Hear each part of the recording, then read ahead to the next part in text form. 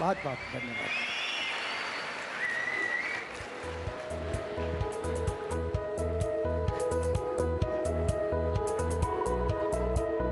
सुखविंदर जी की आवाज ही इतनी बुलंद है कि हम सभी में इसने जोश भर दिया।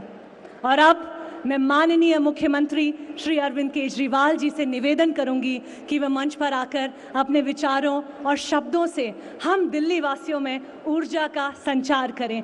जोरदार तालियों के साथ स्वागत कीजिए मंच पर दिल्ली के मुख्यमंत्री माननीय श्री अरविंद केजरीवाल जी।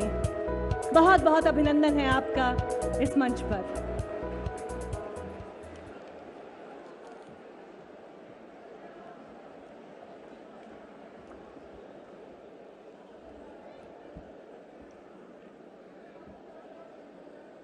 सब लोग अपनी मुट्ठी बंद करेंगे, हाथ ऊपर करेंगे और पूरे जोश से बोलेंगे, भारत माता की, भारत माता की, इनकलाब, इनकलाब, वंदे वंदे जय हिंद, जय हिंद। सभी देशवासियों को आजादी के 75 साल की बहुत बहुत शुभकामनाएं।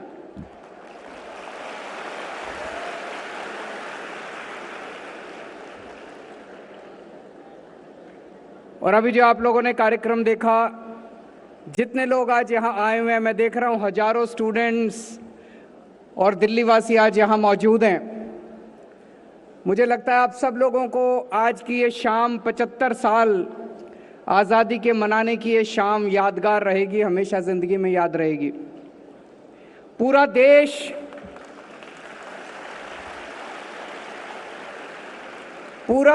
इस वक्त देशभक्ति के रस में डूबा हुआ है। अपने अपने तरीके से, नए नए तरीके से देश भर में लोग आज़ादी के 75 साल मना रहे हैं। हर घर तिरंगा, हर हाथ तिरंगा, जगह जगह जश्न मनाए जा रहे हैं, जगह जगह किस्म किस्म के कार्यक्रम किए जा रहे हैं।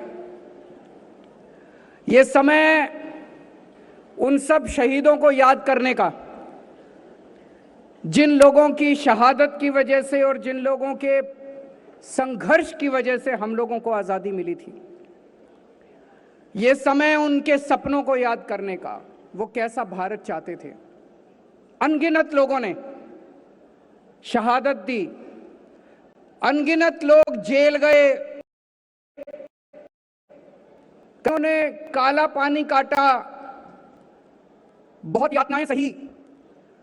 लेकिन मैं खासकर 2 स्वतंत्रता सेनानियों की जिक्र करना चाहूंगा। एक बाबा साहब अंबेडकर,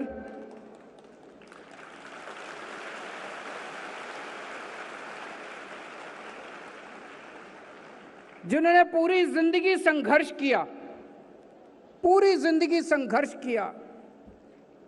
एक बहुत ही गरीब परिवार से निकले, पूरी जिंदगी आजादी के लिए लड़े एक तरफ, और दूसरी तरफ दबे कुचले गरीबों दलितों के लिए लड़े। उनको उनका हक दिलाने के लिए लड़े, बराबरी के हक के लिए लड़े।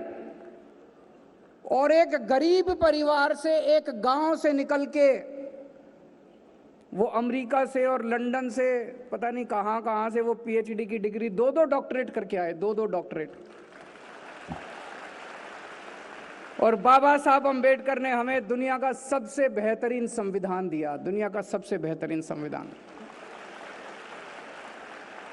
आज हम जिस तरह का भारत देख रहे हैं, जितनी तरक्की भारत ने की है, और जो आज हमें बराबरी का अधिकार मिला, बोलने की स्वतंत्रता मिली, इतने सारे फंडामेंटल राइट्स मिले, ये सब उसी महान शख्सियत का नतीजा है।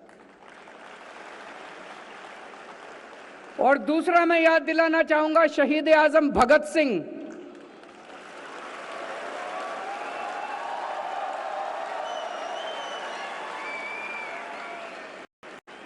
की शहादत को याद कीजिए। 23 साल का लड़का, 23 साल की उम्र में कोई इंजीनियरिंग कर रहा होता है, कोई अपने लिए गर्लफ्रेंड ढूंढ रहा होता है,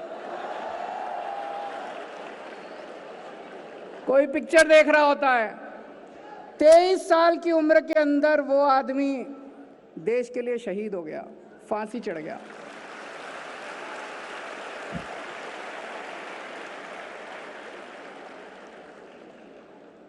भगत सिंह से हमें सुप्रीम सैक्रिफाइस की प्रेरणा मिलती है कि देश के लिए अगर जरूरत पड़े तो जान भी कुर्बान कर देना, उसकी भी चिंता मत करना।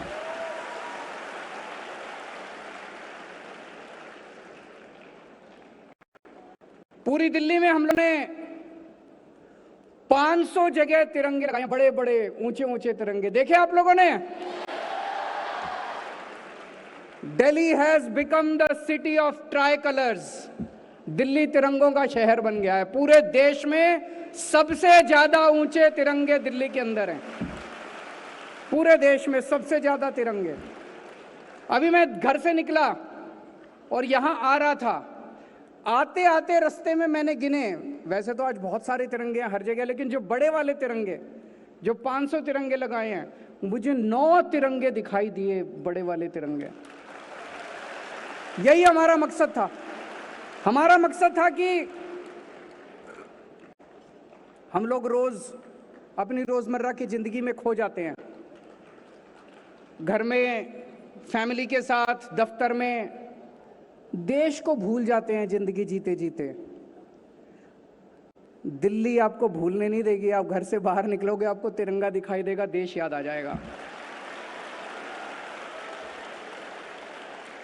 फिर थोड़ी आगे जाओगे, एक और तिरंगा दिखाई देगा, फिर थोड़ी आगे जाओगे, एक और तिरंगा, दफ्तर से शाम को बाहर आओगे, फिर तिरंगा दिखाई देगा। देश हर कदम पे आपको याद आएगा। यही हमारा मकसद था। आज पूरी दिल्ली के अंदर 25 लाख बच्चों को तिरंगे बांटे गए हैं, 25 लाख बच्चों को। और आज शाम को भी 5 बजे ये 25 लाख बच्चे और हम सब लोग, दिल्ली में 100 जगह अभी कार्यक्रम चल रहे हैं, हम सब लोग 5 बजे अपने हाथ में तिरंगा लेके एक साथ राष्ट्रगान गाएंगे।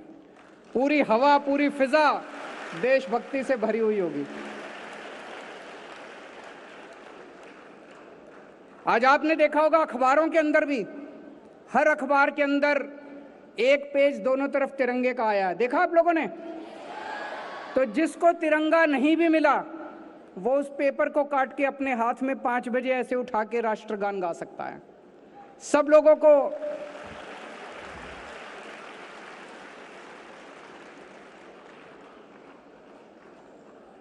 आजादी के 75 साल के इस मौके पे एक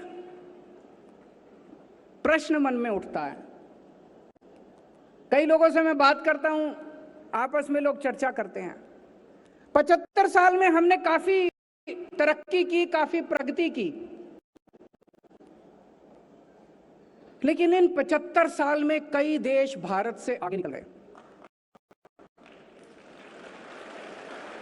सिंगापुर हमारे से 15 साल बाद आजाद हुआ, हमसे 15 साल बाद आजाद हुआ, आज हमसे आगे निकल गया। जापान, द्वितीय विश्व युद्ध के अंदर, सेकेंड वर्ल्ड वॉर में जापान पूरी तरह से ध्वस्त हो गया था, बर्बाद हो गया था जापान। हिरोशिमा नागासाकी के ऊपर न्यूक्लियर बॉम्ब डाला गया था, तहस नहस हो गया था, आज हमसे आगे निकल गया। इसमें ताली बजाने की बात नहीं। जर्मनी सेकेंड वर्ल्ड वॉर में बिल्कुल तहस नहस हो गया था। जर्मनी हिटलर के बाद पूरी तरह से तहस नहस हो गया था, वो भी हमसे आगे निकल गया। क्यों? हम पीछे क्यों रह गए? भारत पीछे क्यों रह गया? हमारे में कोई कमी थोड़ी है, हम किसी से कम थोड़ी हैं। भारत के लोग दुनिया में सबसे इंटेलिजेंट लोग हैं।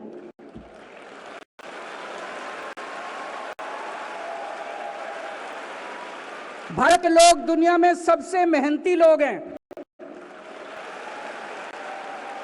भारत के लोग दुनिया में बेस्ट लोग हैं। फिर हम पीछे क्यों रह गए? भगवान ने हमें सब कुछ दिया है। मैं हमेशा कहता हूं, जब भगवान ने पृथ्वी बनाई तो सबसे खूबसूरत जगह भारत को बनाया। भारत में नदियां हैं, पहाड़ हैं, जड़ी बूटियां हैं, फसलें हैं। क्या नहीं दिया भगवान ने? कोई कमी नहीं छोड़ी भगवान ने। भगवान ने जब इंसान बनाया तो सबसे इंटेलिजेंट लोग उसने भारत में पैदा किए। फिर हम पीछे क्यों रह गए? कुछ लोग पूछते हैं, can India lead the world? Why not? हमारे पास दुनिया के बेस्ट इंजीनियर हैं, बेस्ट डॉक्टर हैं, बेस्ट एडवोकेट हैं, बेस्ट साइंटिस्ट हैं। आज दुनिया को वर्ल्ड का लीडर होना चाहिए। तो दोस्तों, आइए आज सब लोग मिलके, 130 करोड़ भारत के लोग मिलके प्रण लें कि हम सब लोग मिलके आने वाले समय में भारत को दुनिया का नंबर 1 देश बनाएंगे। हम सब लोग मिलके प्रण लें कि आने वाले समय में हम भारत को दुनिया का सर्वश्रेष्ठ राष्ट्र बनाएंगे। हम सब लोगों को मेहनत करनी पड़ेगी। आज से 75 साल पहले जब हम सारे जन इकट्ठे हो गए, सब जब सारा भारत हो गया, इकट्ठा हो गया, हमने अंग्रेजों को बाहर फेंक दिया उठा के देश के। आज अगर एक बार फिर हम सारे इकट्ठे हो जाएं तो भारत को दुनिया का नंबर 1 देश बनाने से कोई नहीं रोक सकता। आज मैं आप लोगों से, जितने लोग इस हॉल में बैठे हैं, जितने लोग मुझे अभी टीवी पे देख रहे हैं, दिल्ली वाले, दिल्ली के बाहर वाले, एक बहुत छोटी सी चीज मांगता हूं, बहुत छोटी सी चीज। जो 75 साल मना रहे हैं, एक छोटा सा प्रण कर सकते हैं हम लोग। हम लोग जब सड़क पे जा रहे होते हैं, चिप्स खा रहे हैं, उठा के पैकेट सड़क पे फेंक देते हैं। पानी पी रहे होते हैं, उठा के बोतल सड़क पे फेंक देते हैं। गाड़ी में जा रहे होते हैं, चिप्स खाई, खिड़की खोली, उठा के बाहर फेंक दिया। आज से हम प्रण ले कि हम अपनी तरफ से कम देश को गंदा नहीं करेंगे। कहीं जितना हमारे पास हमारा अपना कूड़ा है, जब तक हमें कूड़ेदान दिखाई ना दे, हम अपनी जेब में डाल लेंगे, और जब कूड़ेदान दिखाई देगा, कूड़ेदान में डालेंगे। अगर बन सके, अगर कोई कूड़ा दिखाई दे और बन सके तो उसको उठा के हम कूड़ेदान में डालें। लेकिन अगर वो ना भी करे तो कम से कम अपनी तरफ से हम भारत के अंदर कहीं भी, किसी भी पब्लिक स्थान, सार्वजनिक स्थान के ऊपर हम अपनी तरफ से कूड़ा नहीं डालेंगे। मंजूर है? गंदा नहीं करेंगे, अपने किसी भी सड़क को गंदी नहीं करेंगे, किसी भी सार्वजनिक स्थल को गंदा नहीं करेंगे। भारत को अगर हमें दुनिया का नंबर 1 देश बनाना है तो अभी बहुत कुछ करना पड़ेगा। एक छोटी सी शुरुआत करते हैं। तो एक बार फिर से आप सब लोगों को आज़ादी के 75 साल बहुत बहुत मुबारक हो, बहुत बहुत शुभकामनाएं। और मेरा दिल कहता है कि भविष्य भारत का है। आने वाले समय में भारत को दुनिया का नंबर 1 देश बनाने से कोई नहीं रोक सकता। बहुत बहुत शुक्रिया।